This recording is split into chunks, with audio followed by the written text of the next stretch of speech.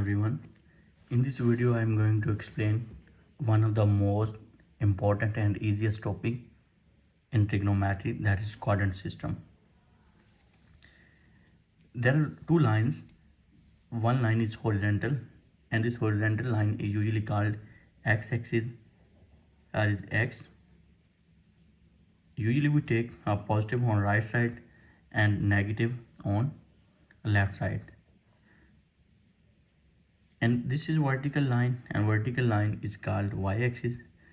Upward from x-axis line is positive and downward is negative.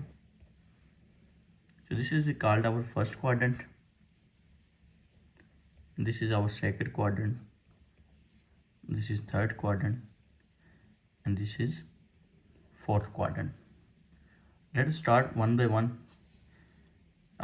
Before we start, very important point is that we usually measure angle in anti-clockwise direction. That is the reason this is our first quadrant, this is second, third, then fourth. We'll start with first quadrant. In first quadrant, all trigonometric ratios are positive. We usually take x greater than 0 and y greater than 0. So all trigonometric ratio are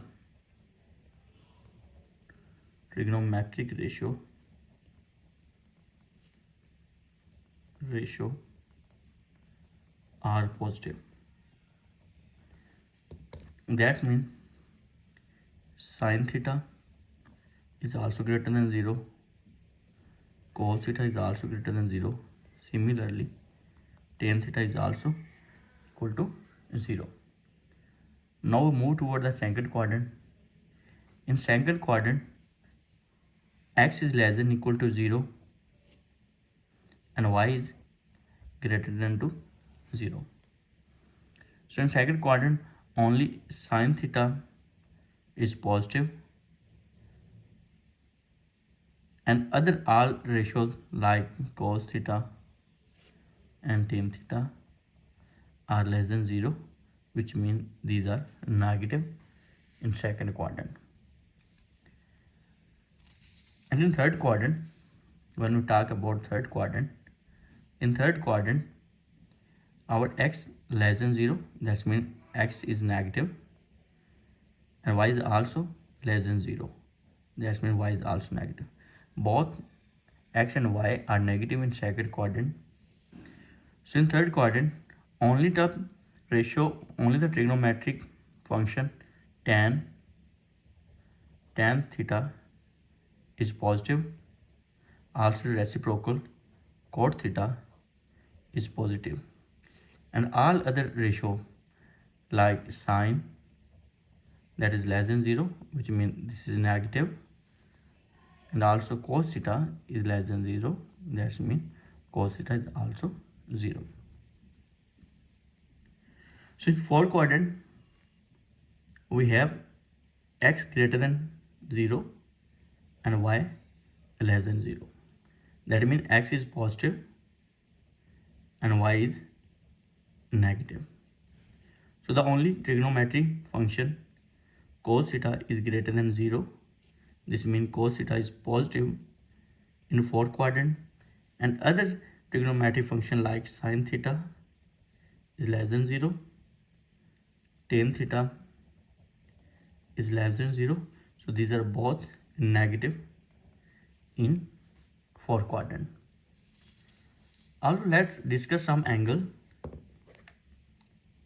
Because we start in anti-clockwise direction, so here is 0 degree angle, here is 90 degree angle, and here is 180 degree, and here is 270 degree, and finally here the point where we start is 360 degree. So when we talk about the angle in first quadrant, our angle less than 90 but greater than 0, so we can write as theta greater than 0 degree but less than 90 degree.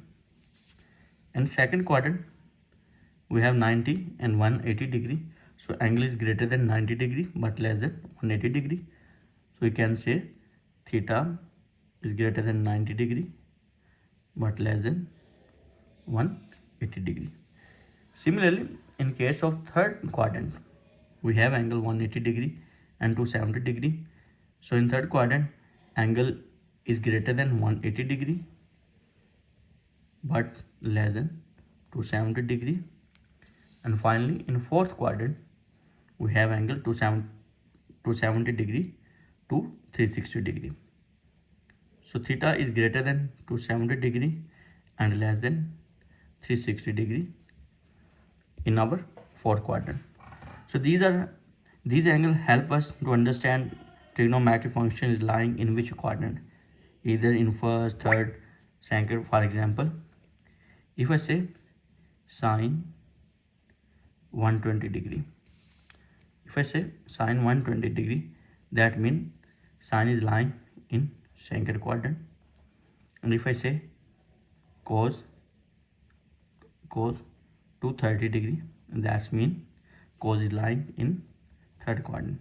So these angles help us to understand in which quadrant actual trigonometric ratio is lying. So there are some mnemonics to remember in which quadrant which quantity is lying.